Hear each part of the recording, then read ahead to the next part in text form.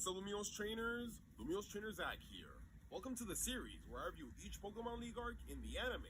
Each episode will be rated from 1 to 10, and the league's overall rating will be determined by the combined rating of each episode. In this video, I'll be reviewing Ash's 7th Pokemon League, the Alola League Manalo Conference. Let's get started.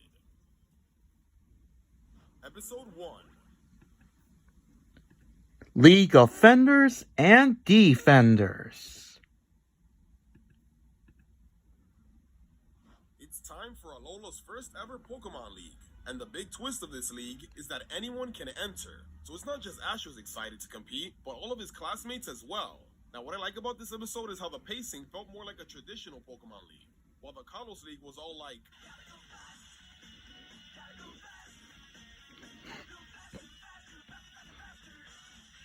This one actually takes its time in a good way to focus on the arrival and then the reintroduction of Ash's league rivals.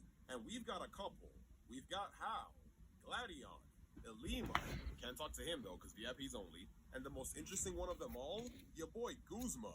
That's right, Guzma is competing and planning to end all future Alola Leagues when he becomes the champion, essentially ruining Kukui's dream right when it's about to take off.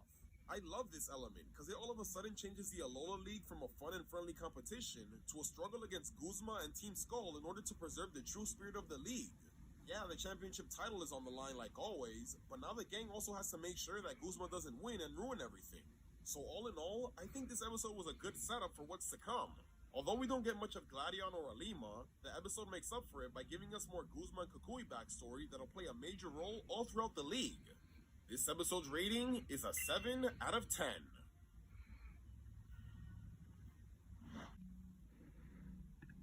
Episode 2. Battle Royale 151. Alright, this was a wild ride from start to finish. This is cause the preliminary round has all 151 trainers facing off in one huge battle royale. Freaking insane. They weren't kidding when they said anyone can enter, cause everyone is here.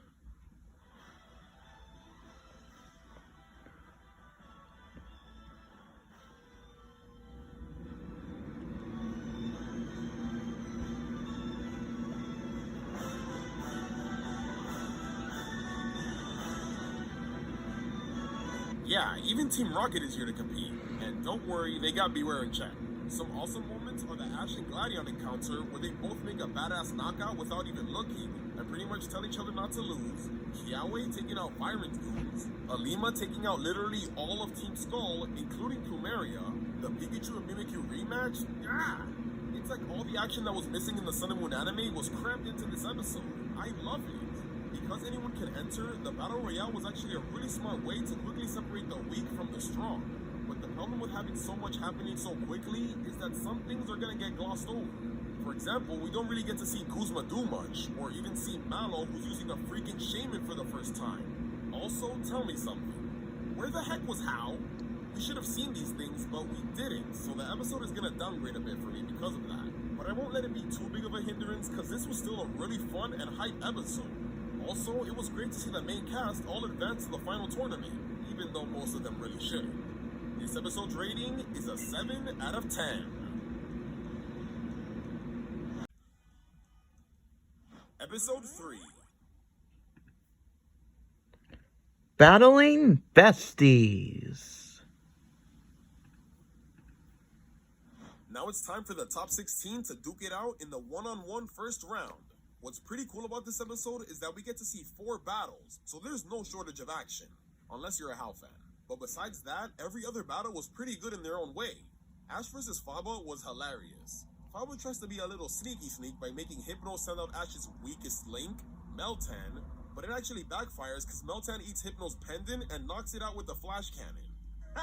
Guzma vs. Elima was my personal favorite of the episode, because it showed how much of a threat Guzma is. He defeats Elima, the guy who was expected to win the whole league, even when he used the Mega Kangaskhan. His strategy was to make sure that the baby Kanga was in the way of the mother's attacks, so she would have to stop. This gave Guzma the perfect opening to strike. Freaking savage, but also clever. Definitely makes up for the fact that we barely saw him in the last episode. And then the final highlight, Lana versus Mallow. This battle was great because it wasn't just a battle between best friends, but also it helped develop Mallow a bit more. She wasn't really sure of herself before the battle, and even tries to give up when things were getting too tough. But after some words of encouragement from Lana and seeing her Sarina's desire to keep battling, Mallow was able to keep going and finally master her Z move. Because of this, we got an awesome collision between Bloom Doom and a Z move I'm pretty sure I'm not allowed to show you. In the end, Mallow ends up losing, but it was still a great match that helped her make her a more confident battler. This episode's rating is an 8 out of 10.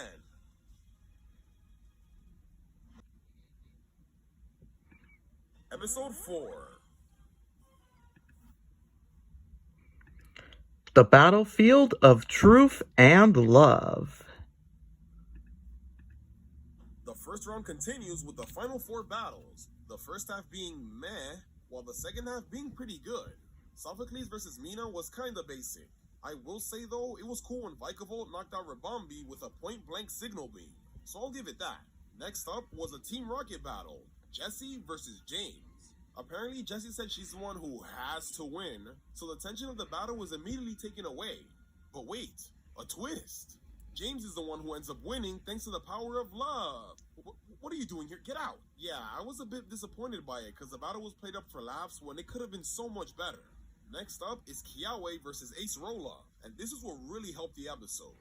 It was a solid battle with some decent challenge for Kiawe since he had to overcome Gengar's cursed body ability as well as having Marowak's bones stolen.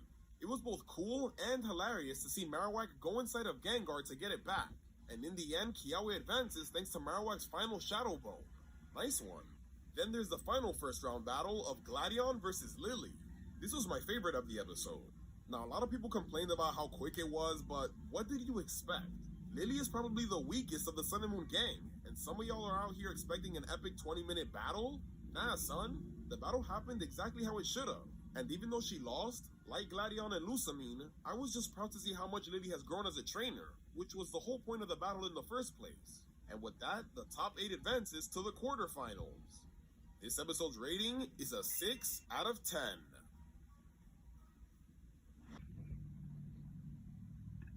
Episode 5. Imitation is the sincerest form of strategy. Ash's next opponent is Hao and his Decidueye, and Rowlet is so pumped that he calls for his old family to come help with some last-minute training. Now, I wasn't too thrilled with this episode, but before we talk about that, let's start off with the positives. Firstly, the little speech Ash gives his friends on why he's letting Rowlet battle. Even though he'll be at a disadvantage, Ash goes through with it because it's what Rowlet really wanted. I love this because it showed that Ash isn't just focused on the win, but also he wants to fulfill his Pokemon's goals as well. Second is the Gladion and James battle, where Gladion counters Black Hole Eclipse with Continental Crush. It's exactly what Ash did against Nanu. And not only was it a nice callback, but it also showed that Gladion is starting to adopt Ash's unpredictability just a bit.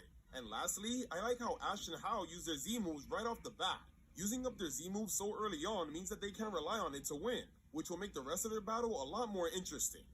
Now for what I don't like. It's a training episode in the middle of the league, and it's not even a great one. Not only did it halt the pacing of the league a bit, but the episode couldn't really decide if it wanted to focus on the training or Gladion versus James. So it awkwardly jumps between both, and we barely get to see Rowlet's training, which is supposed to be the main focus of the episode. Luckily it has the good moments I mentioned, or this would have been a lot worse. This episode's rating is a 5 out of 10.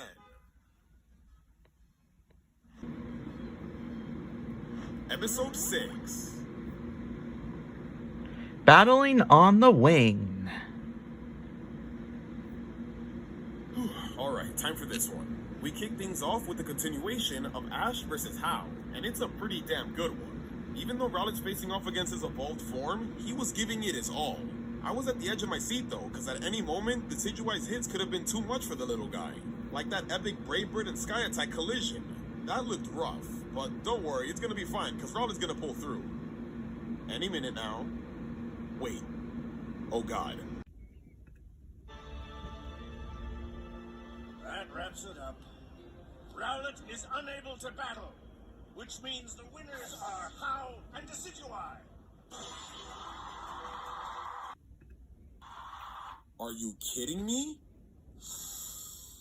Oh my freaking god, the Alola League is the worst damn league I've ever... Wait, he was asleep?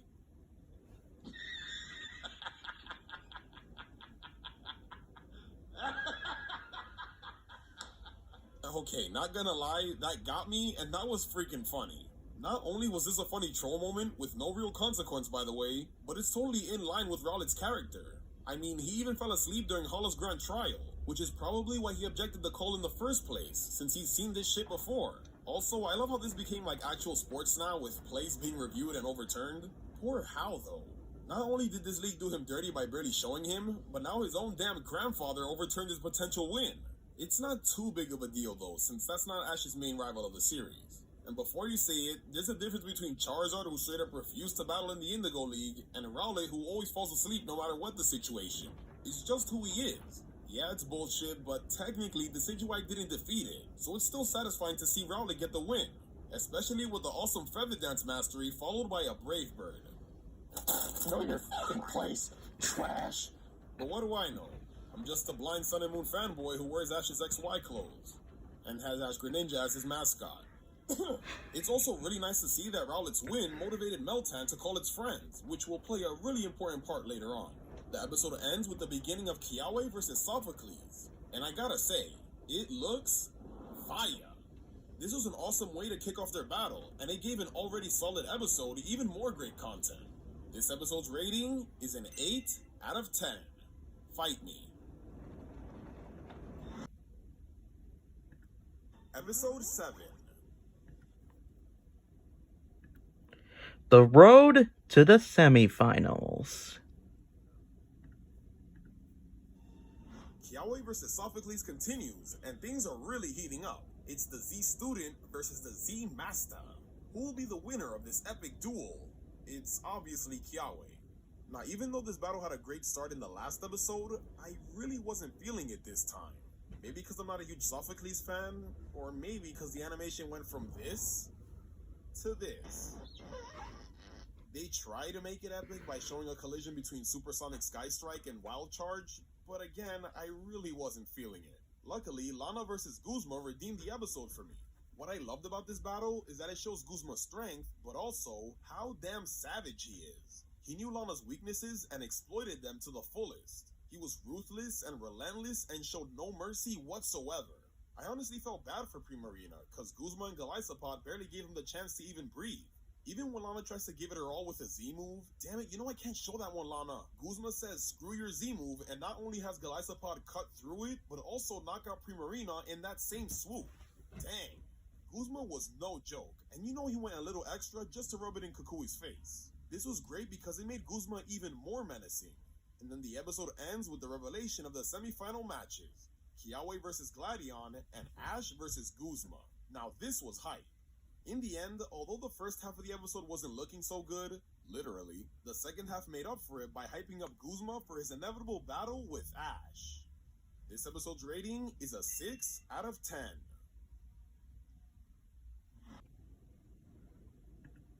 Episode 8. The Final Four. Alright, it's time for the semi-final match of Kiawe versus Gladion. And the battles are now 2-on-2. Finally, one element I like from this episode is that Kiawe's sister Mimo arrives to cheer him on. After Gladion saved Mimo from Team Skull and was helping her find Kiawe, it was super sweet to see that she reminded him of a younger Lily, showing that he really cares for his sister even if he's not as obvious as Kiawe. This was a wholesome addition to the episode, because now both trainers have their younger sisters cheering them on, which is really going to help them go all out. And boy, do they do. The battle starts out explosive with fast-paced action and awesome animations. Lycanroc vs. Marowak might have been the warm-up, but it was still a great way to kick things off. Then we get the true highlight of the episode, Turtonator vs. Lycanroc. This battle was even more intense, with Gladion trying to end the match with a sweep and Kiawe giving it his all to try to stay alive. In the end, Turtonator pulls through by learning Focus Blast on the spot and defeating Lycanroc. Then the episode ends with Gladion sending out his sacred beast, Silvally. Man, that's what I'm talking about. This was an awesome episode. Unfortunately, it does take a while for the battle to get started, like, it doesn't even happen till halfway through the episode. The Mimo stuff was good, but the stuff with Team Rocket scheming, Team Skull being Team Skull, and showing Beware for the 10th time this league ate up unnecessary time. I just wanted to get to the battle. Aside from that though, I loved everything else. So this episode's rating is an 8 out of 10.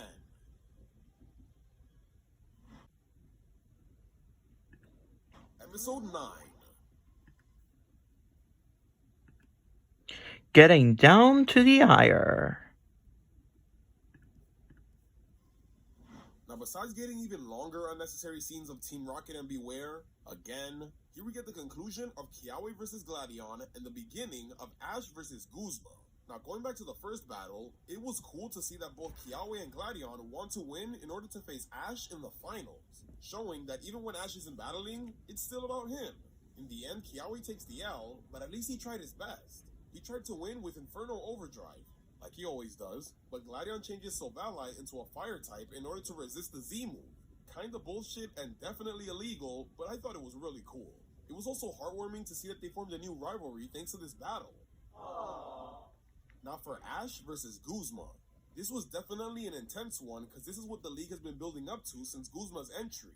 An interesting moment before the battle is how the look in Ash's eyes reminded Guzma of Kukui, which he didn't really like. This was a cool moment that'll truly pay off in the following episode. Now although during the beginning of the battle it seemed like Guzma was in control, that wasn't gonna stop Ash. It was awesome to see Torcat go sicko mode on Galisopod even though it was at a disadvantage. I guess it was too much for Galisopod to handle, because it uses emergency exit to retreat from Torcat's Fire Blast and send out Scizor instead. And you can probably guess what happens next. Dodge it, Scizor! Big oof indeed. This moment was interesting because now the once cool, calm, and collected Guzma is now off balance and furious. This was a great cliffhanger, because although it might have given Ash the edge a bit, Guzma's rage might mean that he'll come at Ash a lot harder. So there's still no telling how this battle might end up. This episode's rating is an 8 out of 10.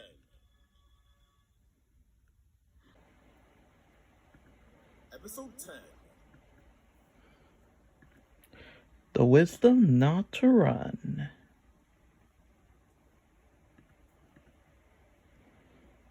Ash vs. Guzma continues, and not only do we get an epic conclusion, but more of Guzma's backstory with a satisfying resolution. I like how although Ash is the one who wins this battle and advances to the finals, the episode mostly focuses on Guzma.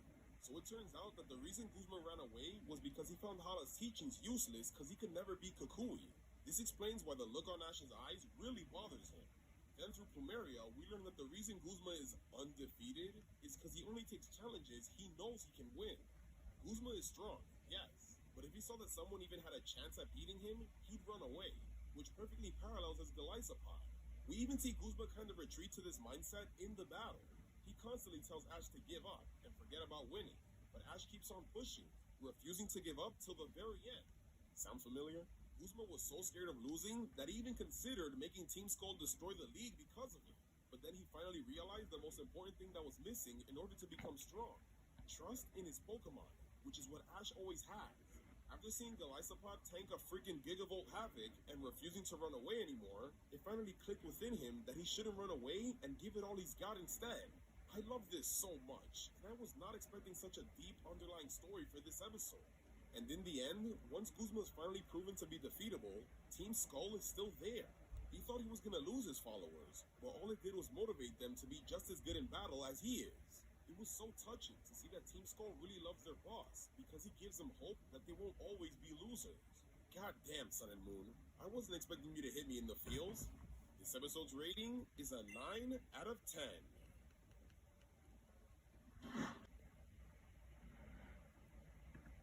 Episode 11. Final Rivals. Alright, it's time for the Alola League Finals, and it's our boy Ash versus Edgelord Gladion. And this time, the battle is 3-on-3. Now before the battle, it was nice to see that Ash's mom and Professor Oak came to cheer him on. It was a nice throwback to the original series. It was also during this time that all of Meltan's friends finally arrived so they can fuse and evolve into Melmetal. Alright, this was cool, because now Ash has a huge powerhouse on his team to definitely give him the edge over Gladion. Well, that sucked. Okay, I know a lot of people were disappointed by Melmetal taking an L right after it evolved, but you gotta remember that it had zero training since it was caught and only had like one official battle before this one. So it made sense for Melmetal to get outclassed. But you gotta give it credit though. It did put in some work. Even though Ash was spamming double Iron Bash a lot, thanks to Melmetal, Gladion Silvally was pretty tenderized when it came time to face Pikachu. It was awesome to see Ash outsmart Gladion by using Electro Web to slingshot Pikachu and add some more force to its Iron Tail. This was a cool-ass win. Then the episode ends with Gladion sending out his next Pokemon, Lycanroc. But wait, that ain't Lycanroc, because it's actually Mont Zoroark in disguise.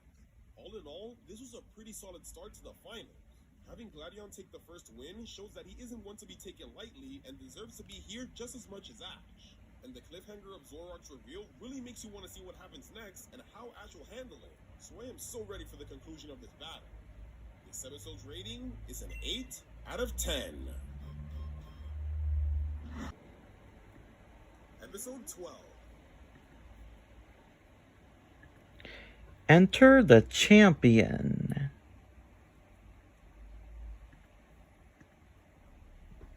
Ash vs. Gladion continues, and it's no joke, because Alola's first ever champion is decided in this episode. And goddamn, was it an amazing one. The episode barely starts, and we already get an epic clash between Pikachu and Zoroark. It was epic as hell to see Pikachu charge in through Zoroark's never-ending nightmare with breakneck blitz of all Z moves. One of the best double knockouts I've ever seen, to be honest. Then we get the true climax of Gladion's Midnight Lycanroc versus Ash's Dusk form Lycanroc. I love this matchup.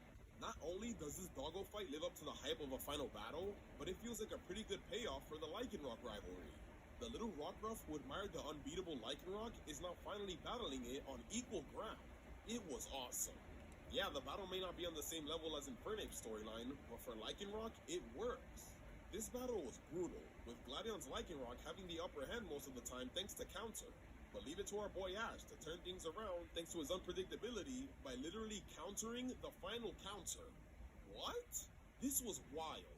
But because of that final trump card, Ash defeats Gladion and is now the champion of the Alola League. Lycanroc is unable to battle, so the winner is Ash! And that's it! After the battle to end all battles, one trainer stands alone as the first Alola Pokemon League champion, and that trainer is Ash! Guys, this was it. He actually did it. Our boys finally won an official Pokemon League. This moment was amazing. It's what every Ash Ketchum fan has been waiting for since the very beginning. I even freaking cried when it happened, guys. This moment was so unbelievable that even Ash himself wasn't sure if he won or not, and I don't blame him. 22 long years, constantly losing major league battles, but finally, our boy has finally done it. It's amazing. I don't know how else to put it. Then the episode ends with a Guzzlord appearing from an Ultra Wormhole during the awards ceremony. Jeez, crazy cliffhanger to an already monumental episode. You already know what I'm giving this episode. Its rating is a 10 out of 10.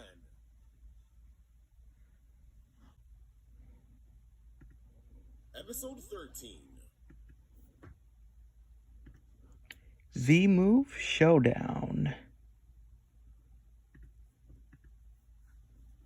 This one was decent, I guess. Now, that's not to say it was a bad one, because it has some pretty cool moments, but I just feel like it wasn't executed well enough. It's all about Guzzlord attacking the Alola League. But wait, there's more, because there's also 2 shiny Guzzlords as well.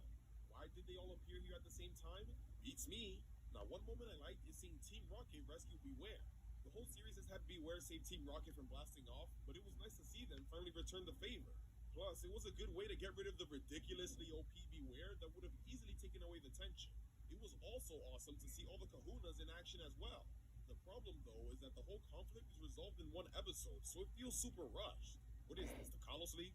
The Tapu show up to help, but they don't really do that much, and the Guzzlords are taken out pretty easily once a few Z-moves are combined. And although it was awesome to see everyone use combined Z-moves, the hype is kinda taken away when you realize it's just 5 minutes of reused animation. Well, at least everyone had a moment to shine. God damn it, Lana! Honestly, it feels like this episode was created just to have multiple different wormholes show up, just to justify Poipol's return, who's now in Agonadel. And yeah, it's cool that it came back and all, but it happened so last minute with no explanation that it feels kind of forced. I will say though, the cliffhanger of the Masked Royal's identity being revealed was a good way to end it off and one of the episode's biggest redeeming factors. Oh, that was a big sentence. As for the rest, it's alright, but it would have been better as a two-parter. This episode's rating is a 6 out of 10. Episode 14. Exhibition Unmasked. Alright, now that the minor inconvenience of Guzzlord is over and dealt with, it's time for the exhibition battle of Alola champion Ash, god it's good to say that, versus Professor Kukui, you know, since the whole Masked Royal secret is out. But this actually makes things better if you ask me, especially since this time it's gonna be a full battle. That explains why Naganadel came back so conveniently. Now what's cool about this episode is that it actually feels like a warm-up for the whole battle, but it's still a damn good one. It could have easily started with crazy action and quick wins right away, but it didn't, and I really appreciate that. This isn't just going to be a crazy battle for the sake of having one, it's actually a pretty important one. This battle is not only Torcat's chance to redeem itself against Incineroar, but Ash is also battling his father figure of the series, so the hype is real. Yeah, it might be a slow start, but that just means that this battle will be a long one, and there's going to be so much more to look forward to. Also, it's not like it doesn't have its moments, because it does. We have freaking Torcat over here who took a blast burn to the face and literally absorbed it. Could have used you back in Kalos. And Lycanroc who catches one of its Stone Edges mid-air to hit Incineroar, which really reminded me of Ash's Krokorok when it did the same thing against Bryson. It was awesome. All in all, this episode did a good job of setting up the rest of the battle and really shows how smart Ash is battling by using unique strategies and even switching out if necessary. Kukui even does the same, so you know that the Torcat vs Incineroar rematch is coming later on. This is just the beginning. This episode's rating is a 7 out of 10.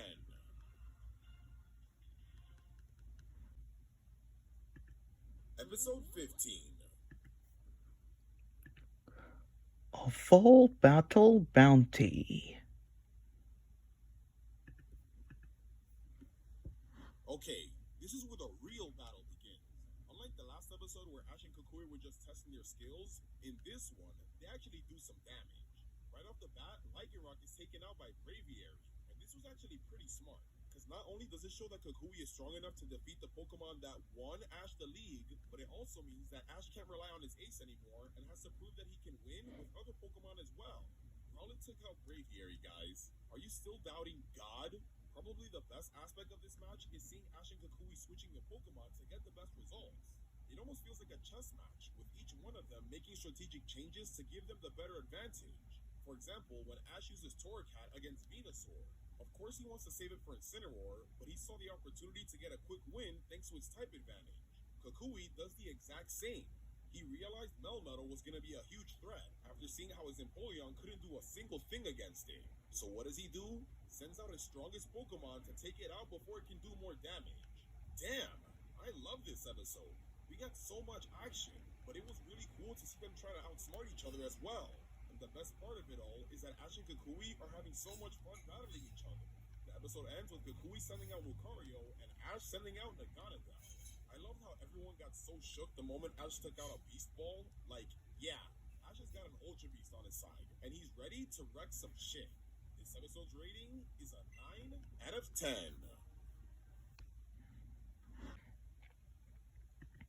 Episode 16. Fiery surprises. Ash vs Kukui continues stronger than ever before, and it kicks off with Naganadel versus Lucario.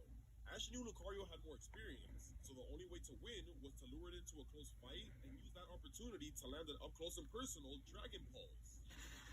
It was really cool to see Ash battle smartly like that, and I was so happy to see Naganadel get the win. Can you imagine if it came back only to lose and not get a single win? I would never. That was just the appetizer though. Now it's time for the main course of the episode, Torcat versus Incineroar. It's finally time for their rivalry to conclude. And gosh dang, was this battle Blade! What's awesome about this match is how Ash is able to get the upper hand thanks to Flame Charge. By increasing Torcat's speed, his attacks are not only connecting more, but hitting a lot harder thanks to the Blast Burn boost. This battle was so intense that both cats end up activating their Blaze ability, which was awesome. Infernape, where you at? I love the moment where Ash and Kukui both use Infernal Overdrive at the same time. Not only was this awesome visually, but it's also the Z move Ash taught Kukui how to use as a kid, so it all came full circle. And after an epic collision within the giant fireball, once the dust clears, Incineroar takes the fall. Hell yeah! And just when you think that's it, Torcat uses the last of its strength to evolve into Incineroar. Oh my god! This episode was amazing because not only did Torcat achieve its goal of defeating Incineroar, but it also evolved, which is what a lot of us fans wanted. I'm not even mad that it knocked itself out in the process. Yeah, it would have been cool to see Incineroar in action, but having it stay and lose right after the battle of its life would kind of take away from its triumphant moment. He went out in a good way, and if anything, its evolution is more of a reward for winning. The episode ends with Tapu Koko showing up to take the place of Kukui's last Pokemon so that it can battle Ash. What the heck? This is really happening, huh? What an end to an insanely awesome episode, and I was not disappointed by anything. So this episode's rating is a 10 out of 10. The final episode. From Z to Shining Z. This is it, the Alola League Grand Finale. Ash's final challenge, the legendary guardian deity, Tapu Koko. From the jump, the episode does not hold anything back and hits us with insane action. Naganadel versus Tapu Koko might have been the warm-up for the episode, but it does not disappoint. I mean, Naganadel loses, which is disappointing, but you know what I mean. Then it's time for Ash's final Pokemon, his day one partner, Pikachu. And goddamn, Pikachu is actually going in on Tapu Koko. What makes this battle so great is the fact that Tapu Koko has always had some sort of rivalry with Pikachu, so both Pokemon want to give it their all. So much, in fact, that Tapu Koko decides it wants to go all out with the Z move. So after a little rejuvenation song from the Tapus, both Ash and Kukui have their Z power restored. And then we get, hands down, the best moment in the entire league. An epic climactic Z-move clash between Tapu Koko's Guardian of Alola and Pikachu's 10 million volt Thunderbolt. And my goodness! The animation, the colors, the father and son Kamehameha, all of it, it's absolutely amazing. If you don't think this moment is cool, then something is seriously wrong with you. And the icing on the cake is when Ash and Pikachu reflect on their time in Alola. They realized they felt the power of Alola all throughout. And now, it was time to become one and use that power to the fullest. Whatever that means. But it was so cool! In the end, Guardian of Alola wasn't enough to stop our boy. So Tapu Koko takes the fall, and Ash wins the exhibition match. Man, what a freaking battle! Not only did Ash beat Professor Kukui, but also the legendary Tapu Koko. Add that to the list. This episode was amazing.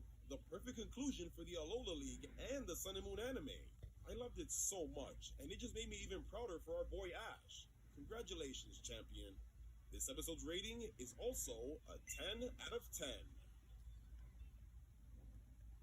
This league's overall rating is a 7.8 out of 10. It's really good, and actually tied with Johto. Now, it's not perfect, but it's far from the worst.